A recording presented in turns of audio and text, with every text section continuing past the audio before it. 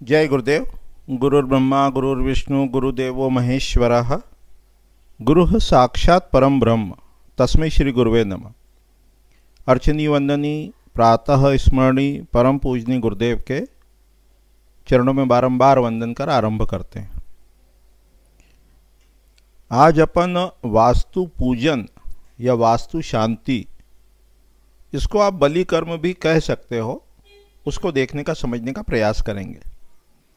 वास्तुशास्त्र के सभी ग्रंथों में, चाहे वो मानसार हो, चाहे वो मैमत हो, चाहे वो विश्वकर्म प्रकाश हो, चाहे अग्नि पुराण हो, सभी ग्रंथों में वास्तु पुरुष के शरीर पर स्थित 45 देवताओं के लिए विभिन्न भोजन कह लो, चाहे हवन कह लो, चाहे बलि कह लो, उसका वर्णन अपने को प्राप्त होता है।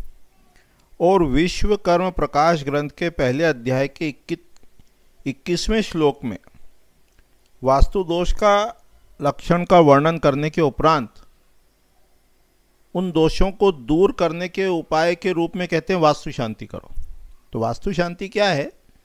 वास्तु पुरुष के शरीर पर स्थित जो विभिन्न 45 देवता हैं, उन देवताओं के लिए उनका आवाहन करना, उनका पूजन करना और उनको हवन सामग्री के रूप में समर्पित करना, पदार्थ, विभिन्न पदार्थ जो हैं उनका हवन करना।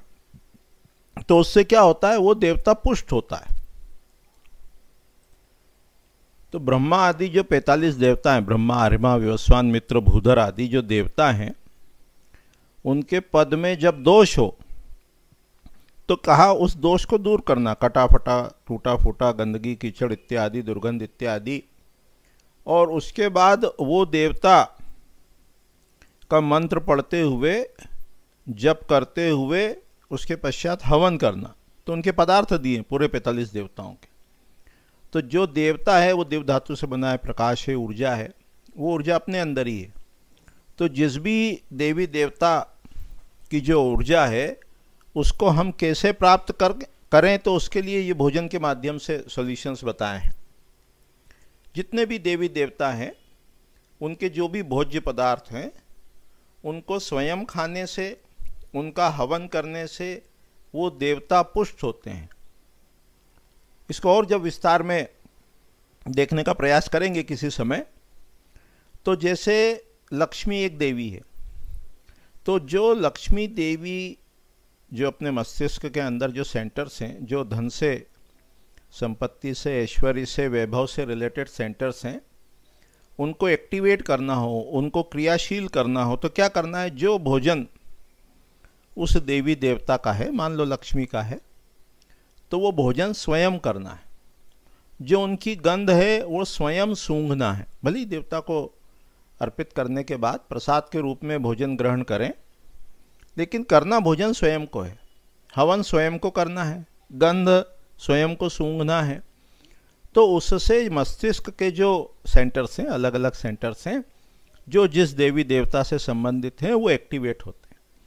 तो यहाँ अपन ये देखने का, समझने का प्रयास कर रहे हैं कि जो 45 देवता हैं उनको एक्टिवेट करना हो, उनको पॉजिटिवली चार्ज्ड करना हो, उनको सक्रिय करना हो, क्रियाशील करना हो, तो उसका एक बहुत ही सशक्त माध्यम अपने सामने है वास्तु पूजन या वास्तु शांति।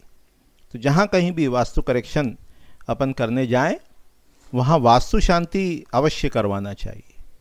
और शास्त्र का ऐसा विधान है कि वर्ष में कम से कम एक बार वास्तु पूजन, वास्तु शांति अवश्य करना चाहिए।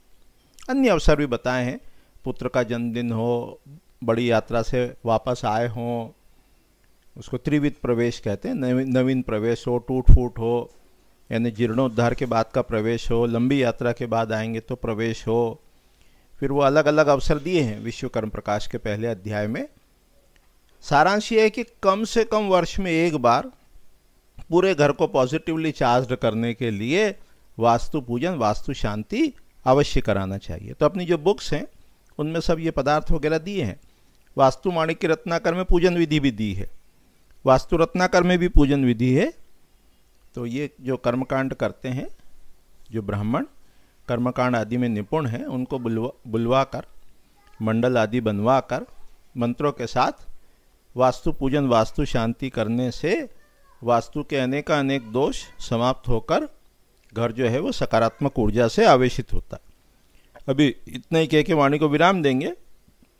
आगामी पाठ में विषय को और आगे बढ़ाएंगे और अध्यात्म और वास्तु का संबंध देखेंगे।